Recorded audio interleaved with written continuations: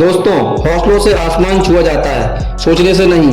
जी हाँ दोस्तों, लोगों की सोच रहती है, अरे मैं निम्न क्लास में आता हूँ, मैं ये नहीं कर सकता, मैं वो नहीं कर सकता।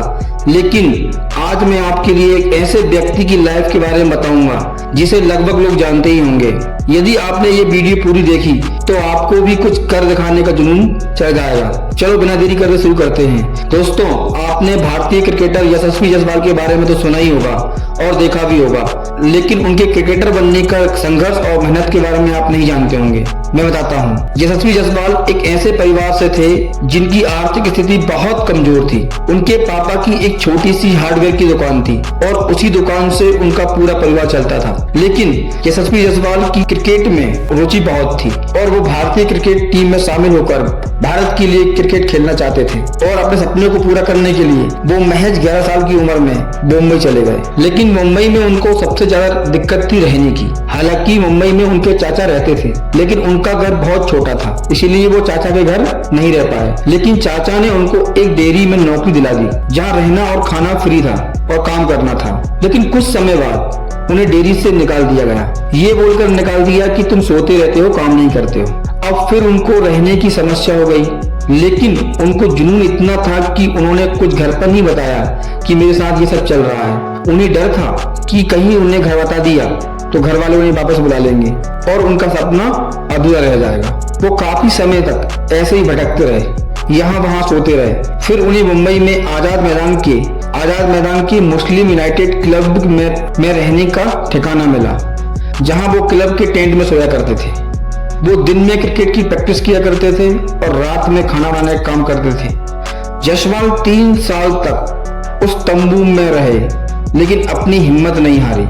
उनका जुनून और आत्मविश्वास अटूट था। उनको दिन में क्रिकेट प्रैक्टिस करना होता था, रात में मुस्लिम यूनाइटेड क्लब में खाना बनाने का काम करना पड़ता था और इसी बीच में छोटी मोटी नौकरियां भी करना पड़ता था, ताकि उनको और ज्यादा दिक्कत का सामना ना करना पड़े। और दोस्तों, उनकी लाइफ में ऐसे भी दिन आए थे जो उन्हें भूखा भी सोना पड़ता था। इतना संघर्ष, इतनी मेहनत करने के बाद भी वो कभी अंदर से टूटे नहीं और पूरी हिम्मत के साथ अपना सपना पूरा करने में लगे रहे। उनका खुद का कहना था कि मैंने आजाद मैदान के पास पानी पूरी बेचने का काम किया है, जो उन्होंने एक इंटरव्यू में बोला था। ये 3 साल उन्होंने इतना संघर्ष और इतनी मेहनत की।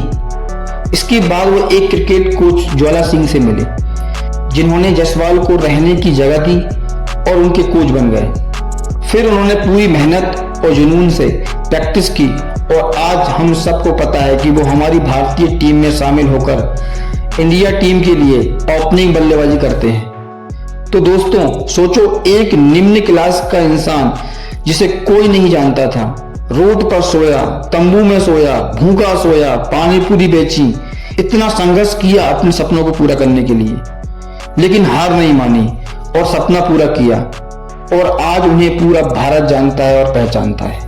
तो दोस्तों, ये कोई कहानी नहीं है, ये एक सच्ची घटना है, ये एक सच्चा संघर्ष है। इंसान यदि मन के अंदर ठान ले और जुनून से आगे बढ़े, चाहे 1000 मुश्किलें आए, चाहे 1000 परेशानियां आए, कभी हार नहीं माने, तो वो एक ना एक दिन कामयाब होता है।